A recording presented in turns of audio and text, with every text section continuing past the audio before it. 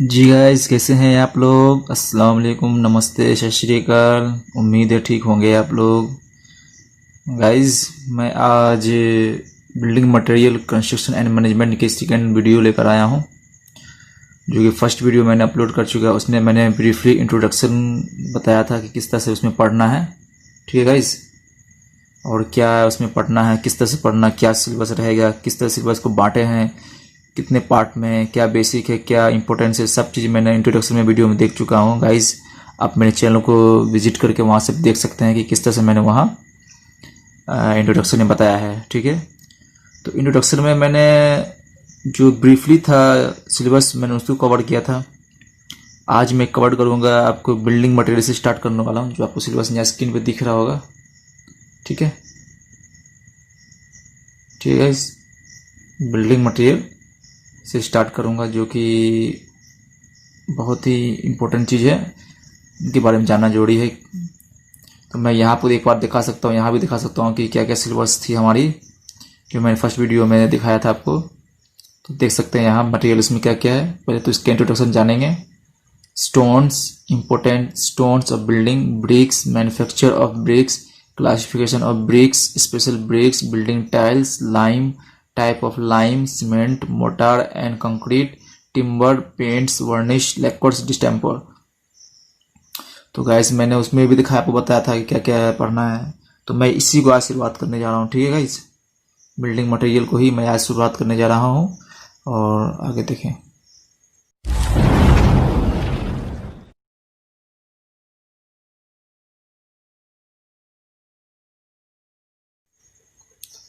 तो building material में मैंने गैस बताया था आपको कि क्या क्या पढ़ना है सिलेबस के अकॉर्डिंग। मैंने वहाँ बताया आपको, पहले था इंट्रोडक्शन। तो इनके इंट्रोडक्शन के बारे में जान लेते हैं कि ये क्या होती है। A building material is any material which is used for constructing a structure for the building. आपको तो पता चल रहा है, बिल्डिंग मटेरियल होती है कोई भी मटेरियल जो कि हमारे बिल्डिंग कंस्ट्रक्शन में काम आती है। ठीक है गाइस, चाहे वो हम वॉल के लिए कर रहे हैं, फाउंडेशन के लिए कर रहे हैं, या फिर फिनिशिंग के लिए कर रहे हैं। तो जो मटेरियल इस्तेमाल होते हैं, एक फाउंडेशन से लेकर कंप्लीट स्ट्रक्चर तक, पेंट तक, तो उस चीज़ को, सारे को, बिल्डिंग को हम लोग लेते हैं मटेरियल। बिल्डिंग मटेरियल इज में बी कैटेगराइज टू वेज। अब यहाँ मैंने बताया इंट्रोडक्शन में कि ये तो हो गया बिल्डिंग मटेरियल यूज़ करते हैं। अब इनके किस तरह से इस्तेमाल होते हैं, क्या क्या इनके मतलब कैटेगरीज है इस्तेमाल करने की बिल्डिंग मटेरियल में, वो देखने के आगे देखते हैं। ट्रेडिशनल बिल्डिंग मटेरियल और एक मॉडर्न बिल्डिंग मटेरियल। जी guys, traditional building material, modern building material. कम इसको टीचर लोग नेगलेक्ट करके चलते हैं, लेकिन ये इम्पोर्टेंट है। तो मैं इसलिए आपको एक सिलेबस बताया। मैं आप लोग को प्रीवियस लेक्चर में भी बताया हूँ कि मैं कंप्लीट नोट्स तैयार करके लाता हूँ, निचोड़ करके लाता हूँ, ताकि आपको कोई दिक्कत ना हो।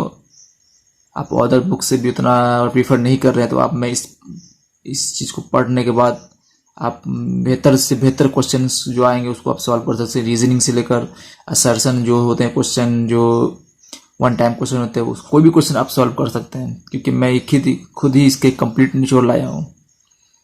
और मैं इसको पीडीएफ में प्रोवाइड कर दूंगा, तो आप रफली देख भी रहे हैं तो कोई दिक्कत नहीं है। इससे पहले मैंने अपना और भी वीडियोज अपलोड किया हूँ बीएमसी का, जो इंट्रोडक्शन था, और अलग लेक्चर, अलग सब्जेक्ट लेकर भी आया हूँ। वहाँ सर्वे है, ठीक है, ट्रांसपोर्टेशन है, और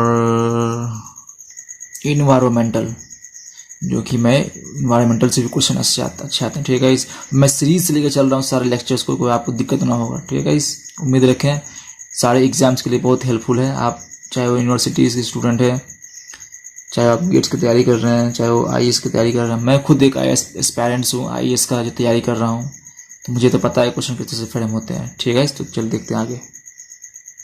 तो आपको जैसे दिख रहा होगा आपको, ठीक है गाइस, तो देख सकते हैं यहाँ इन ट्रेडिशनल बिल्डिंग मटेरियल में क्या क्या है। The traditional building material are the generally the natural according substances which is divided into two categories. अब ये बोल रहा है कि ट्रेडिशनल बिल्डिंग के जो मटेरियल होते हैं वो जनरली नेचुरली अकॉर्डिंग होते हैं, सब्सटेंस होते हैं नेचुरली। इसका मैन मेड का कोई रोल नहीं होता है।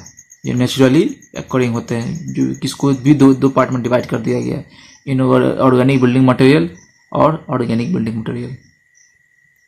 ठीक है, तो इनऑर्गेनिक बिल्डिंग मटेरियल में आपको आ गया अनफाइड क्ले, ठीक है, stone, lime and hemp lime concrete. तो ये चीज़ को पता ही है आपको गाइस कि ये चीज़ तो आपको पता है, clay, stone, lime, hemp lime concrete, तो आपको तो पता ही होगा। ठीक है, इस क्ले देखते स्टोन है, तो ये नाम से ही पता चल रहा है कि ये लोग ये नेचुरली है, जो कि इनऑर्गेनिक में आते हैं। अब ऑर्गेनिक क्या है? ऑर्गेनिक क्या है? Organic building material like would, straw boards, bamboo. कभी कभी क्या होता है गाइस, अब गांव में जब ट्रैवलिंग करते होंगे, अगर आप गांव जाते हैं या आप गांव से खुद बिलोंग करते हैं, तो आपको पता ही होगा कि वहाँ लकड़ी, स्ट्रॉ बोर्ड और बैम्बू। स्ट्रॉ बोर्ड पता है किससे बनती है? ये एक चावल राइस हस्क से बनती है। ठीक है, चावल राइस हस्क से बनती है। और वुड, ठीक है, लकड़ी तो होता ही है। बैम्बू, ये वुड में समझ लो आप टिम्बर ले लें, स्ट्रॉ बोर्ड ले लें। अब बैम्बू जो बांस होते हैं उसके घरे, गांव में एक घर होती है, उसको बोलते हैं कुच्चा या कच्चा, कच्चा होम, लेकिन हम लोग उसको झोपड़ी ही बोलते हैं, हट के नाम से जाना जाता है। तो यहाँ हमको टेक्निकली में कच्चा होम, कच्चा विलेज होम बोला जाता है। ठीक है, इस कच्चा कच्चा बोलते हैं इसको, जैसे कि लाइक कच्चा। ठीक है, तो आपको स्क्रीन पर दिख रहा होगा, आप धीरे धीरे पढ़ सकते हैं। ठीक है, आप पॉज करके आप एक बार देख सकते हैं। ठीक है, मैं बोल रहा हूँ गाइस, यकीन रखें, आपको कोई अदर बुक नहीं पढ़ने की जरूरत पड़ेगी, मैं खुद निचोड़ लाया हूँ इसका। ठीक है,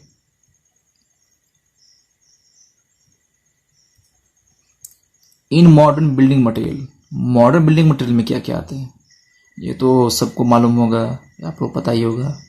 Modern building material, mainly synthetic material, are made in industrial setting after much laboratory formulation such as plastic and petroleum based paints।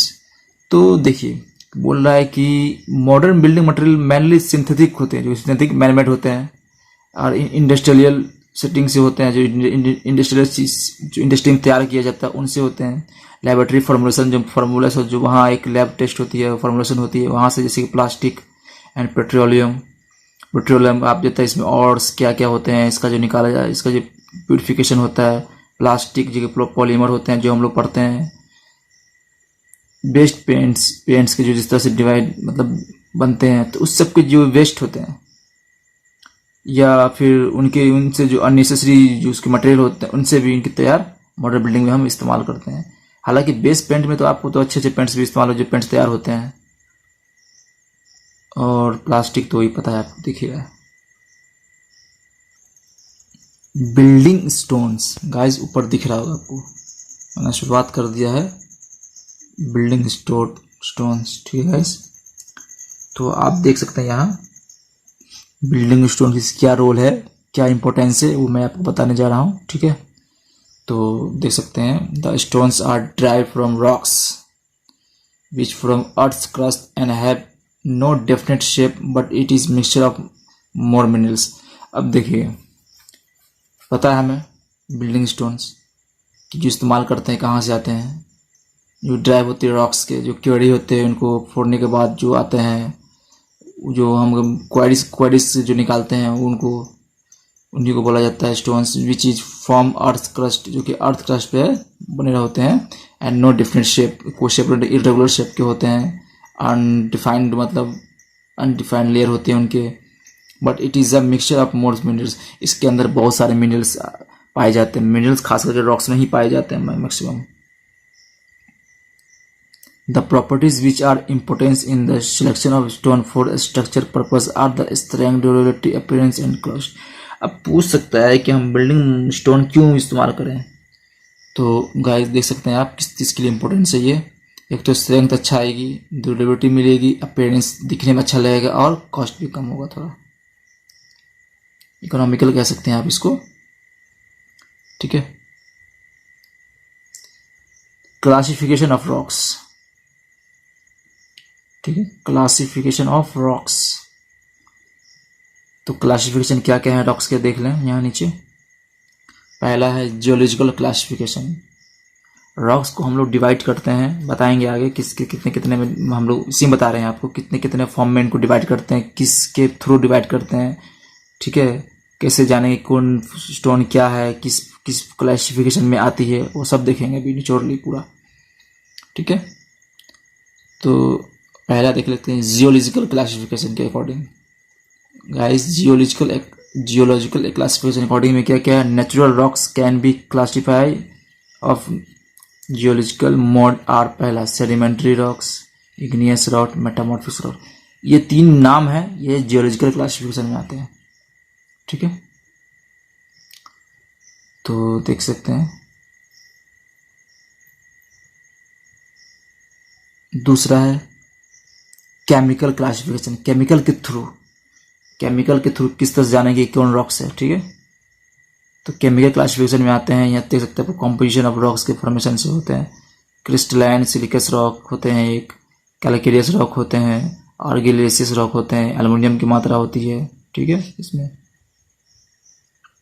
तो सब कुछ ब्रीफली देखेंगे किस तरह से क्या है। अब आप सिर्फ इतना जान लें केमिकल क्लासिफिकेशन में आप पॉज करके देख सकते हैं कि क्या क्या crystalline silicus rocks, calcareous rocks और आर्गिलेसियस रॉक, ठीक है। इतना जानना है, इसके बारे में आगे चलेंगे, डिटेल लेके चलेंगे, ठीक है। अब देख सकते हैं सिल्वर की मात्रा होगी अच्छी खासा, कैल्शियम कार्बोनेट की मात्रा होगी इसमें। तो ये सब आगे हम लोग देखेंगे, केमिकल कॉम्पोजिशन के साथ देखेंगे आगे, ठीक है। आगे देखिए पेट्रोलॉजिकल क्लासिफिकेशन। जी गाइस, पेट्रोलॉजिकल क्लासिफिकेशन क्या आता है। पेट्रोलॉजिकल से अगर हम चेक करेंगे कि रॉक्स कितने मतलब कैटेगरीज में आते हैं, तो एक होता है stratified rocks, unstratified rocks, fragmented rocks, ठीक है। स्ट्रैटिफाइड रॉक्स में शायद वो आते हैं सेडिमेंट्री रॉक्स आते हैं। जी गाइस, सेडिमेंट्री रॉक्स आते हैं अनस्ट्रैटिफाइड में, और फ्रैगमेंट तो खंडित रॉक होते हैं, ठीक है। तो सबको लेकर हम आगे चला। अभी मैं बस आपको एक बेसिक बता रहा हूँ कि ये चीज़ आप जान लें। हो सकता है कि अगर आपको मैच कॉलम में दे दे कि किस पेट्रोलॉजिकल में किसको मानते हैं क्या है नहीं है, तो आप वहाँ बता सकते हैं, ठीक है। बस ये एक इंट्रोडक्शन है, ठीक है गाइस। तो आगे बढ़ते हैं।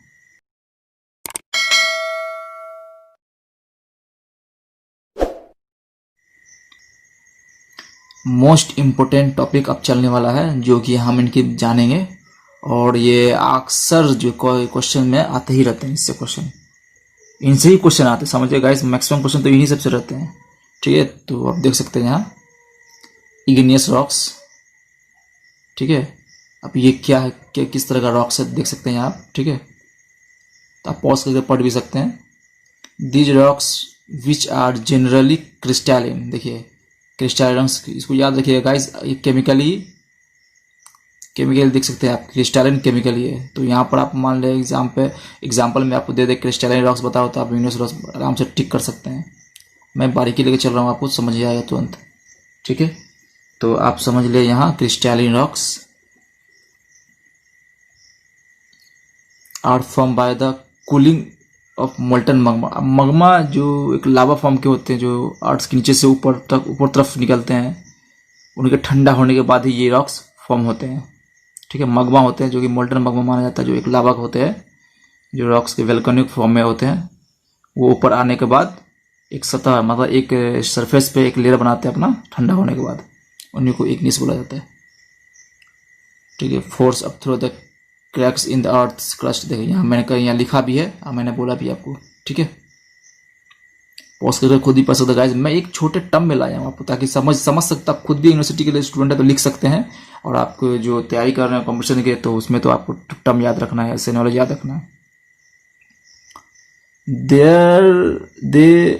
Therefore do not contain fossil, या शेल, उसमें वो जीवाश्म नहीं होते, फॉसिल्स नहीं होते हैं और शेल्स नहीं होते हैं, ठीक है।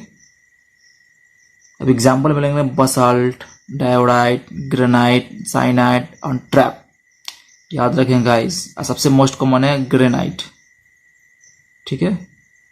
ये चीज़ याद रखेंगे आप कि बसाल्टिक ट्रैप बोलते हैं ना, बेसिक लावा से आने वाला बसाल्टिक, डायोडाइट, ग्रेनाइट, साइनाइट एंड ट्रैप। ये इग्नियस रॉक के नाम है। ठीक है, पॉज करके आप देख सकते हैं। आगे बढ़ते हैं।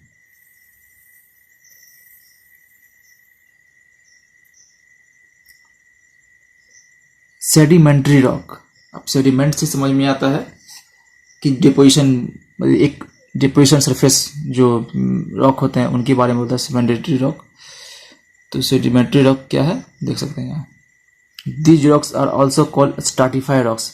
अब ये पेट्रोलॉजिकल में चला गया। ठीक है, stratified rocks are commonly found in layers formed by the sediment of disintegration and decomposition of the igneous rock। अब देखिए वो लावा पड़ा या ठंडा हो गया वो। ठीक है, तो यहाँ देख सकते हैं आप सेडिमेंट्री रॉक्स। ठीक है, these are commonly also called stratified rocks.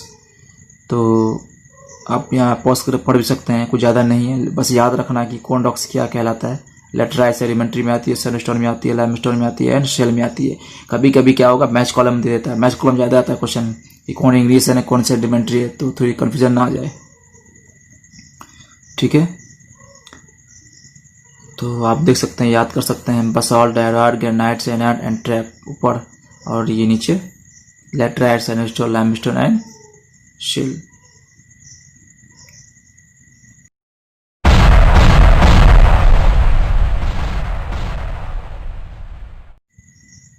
तो आगे देखते हैं मेटामॉर्फिक रॉक्स क्या होते हैं। ठीक है, मेटामॉर्फिक्स रॉक क्या होते हैं यहाँ देख सकते हैं आप। ठीक है, the metamorphic rocks are structurally change form of igneous या सेडिमेंट्री रॉक्स। अब यहाँ देखिए मेटामॉर्फिक्स क्या बोल रहा है। The metamorphic rocks are structurally changed form of igneous। किसका किसका चेंज है, igneous का और sedimentary का rocks which have undergone metamorphosis process into the crystalline structure under the immense heat and pressure। देखिए गाइस क्या होता है कि जब सेडिमेंट्री रॉक्स हुआ, इग्नियस रॉक्स हुआ, उनके अंदर एक प्रोसेस होती है, इनको हम लोग बोलते हैं मेटामॉर्फोसिस प्रोसेस। ठीक है, जो कि एक क्रिस्टलाइन स्ट्रक्चर, हीट और प्रेशर की वजह से, प्रेशर जो उसके अंदर होते हैं, और उस प्रेशर और हीट की वजह से जो है फॉर्म होती है सेडिमेंट्री रॉक्स या igneous rock into metamorphic rocks में, जो कि एक क्या है, मेटामॉर्फोसिस प्रोसेस बोल सकते हैं आप इसको। यहाँ लिख भी दिया, this metamorphosis takes place when, कब इसका प्रोसेस होता है, देखिए आगे।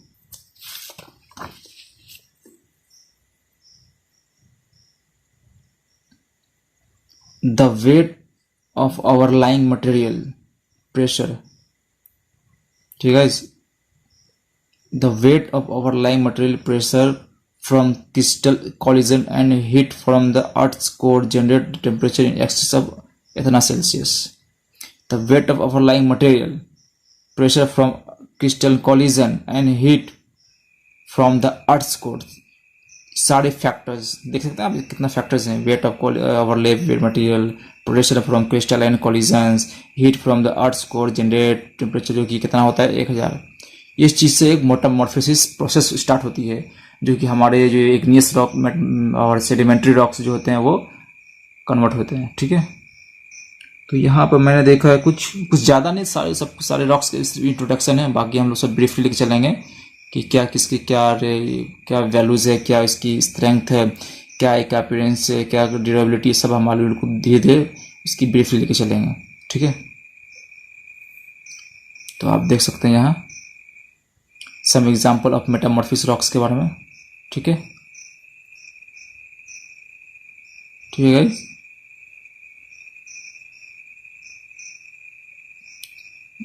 पॉज करके आप देख सकते हैं।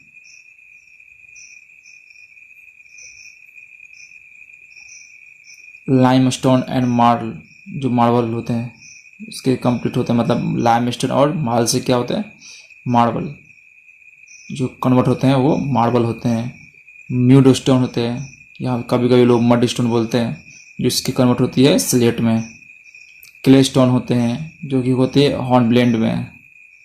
सैंडस्टोन होते हैं जो कि क्वार्टाइज में होते हैं, या क्वार्टजाइट बोल सकते हैं आप। लेटराइट एंड ग्रेनाइट, जो कि जिनिस या निस, कुछ लोग इसकी सही प्रोनाउंसिएशन होती है निस, कुछ लोग जिनिस भी बोलते हैं कुछ, तो कोई दिक्कत नहीं, बस समझे। बसाल्ट एंड ट्रैप शिस्ट, कुछ लोग इसको स्किस्ट भी पढ़ते हैं, लेकिन शिस्ट होता है ये, शिस्ट। ठीक है, तो आप पॉज करके देख सकते हैं कि किस तरह से किस फॉर्म करके क्या बनता है इनका। ठीक है, क्ले स्टोन से, हार्डवेयर सैंड स्टोन से, ये ज़्यादा इंपॉर्टेंट है।